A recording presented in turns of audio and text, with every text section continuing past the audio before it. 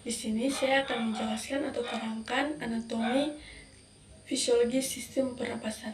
Ya, tapi sebelumnya saya akan memperkenalkan nama saya, Irene Kayadoe, NPM saya 12 11 42 01 23 00 30.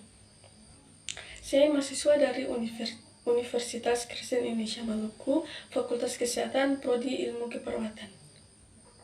Ya, di sini saya akan menjelaskan anatomi fisiologi sistem pernapasan. Yang pertama, sistem yang tujuan utama menyediakan oksigen untuk proses metabolisme tubuh. Selanjutnya, untuk memahami sistem pernapasan secara utuh, kita harus mengenal bagian-bagian dan fungsi dari penyusun sistem pernapasan. Ya, selanjutnya kita mulai dari pertama, yaitu hidung.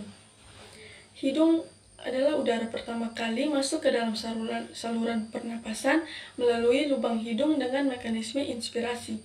Di rongga hidung, udara kemudian disaring oleh rambut-rambut hidung dan partikel-partikel debu yang menyertai udara yang masuk. Selain itu, udara juga akan dihangatkan dan akan dilembabkan agar sesuai dengan suhu tubuh dari rongga hidung.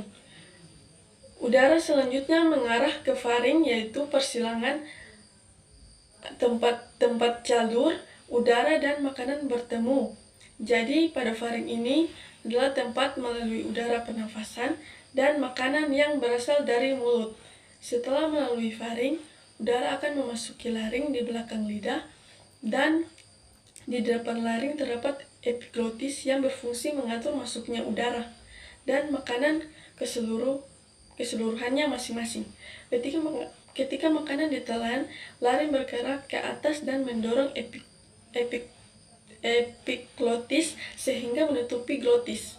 Glotis ini adalah bukaan trakea atau tenggorokan. Hal ini memungkinkan makanan menurun esofagus menuju ke lambung. Ketika makanan turun ke lambung, glotis terbuka sehingga memungkinkan udara pernapasan masuk ke laring, yang merupakan bagian dari saluran pernapasan. Di laring juga terdapat kotak suara yang dihembuskan dari dalam luar mengalir cepat melalui pita suara, yaitu sepasang pita otot elastis. Di dalam laring, suara dihasilkan ketika otot-otot di dalam kotak suara menegang atau kontraksi. Kemudian merentangkan pita suara sehingga bervibrasi atau bergetar. Kemudian suara tinggi dihasilkan dari pita-pita yang terendam erat dan bervibrasi sangat cepat. Sedangkan suara rendah berasal dari pita-pita suara yang tidak begitu tegang dan bervibrasi secara lambat, dan laring udara masuk ke dalam trakea.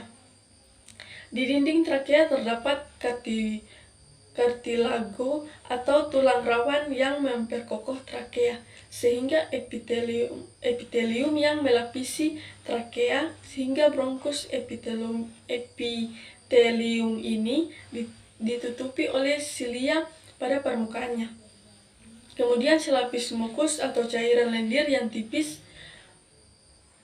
ini berfungsi untuk debu dan kontaminan kecil lain yang lolos dari rongga hidung silia ini mukus ke atas menuju faring. Tempat mukus tersebut akan ditelan atau dibuang sengaja melalui mulut. Proses ini dinamakan ekskalator mukus, yaitu proses yang memainkan peran penting dalam membersihkan sistem pernapasan dari trakea. Kemudian terdapat cabang yang disebut bronkus. Bronkus ini masing-masing mengarah ke salah satu dari paru-paru. Bronkus bercabang-cabang lagi di dalam paru-paru menjadi saluran-saluran kecil yang disebut bronkiolus.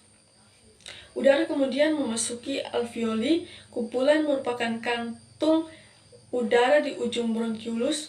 Oksigen dari udara yang memasuki alveoli akan terlarut di dalam selaput lembab yang melapisi permukaan dalam alveoli, dan kemudian akan berdifusi dengan cepat melintasi epitelium ke dalam kapiler darah yang mengelilingi setiap alveoli.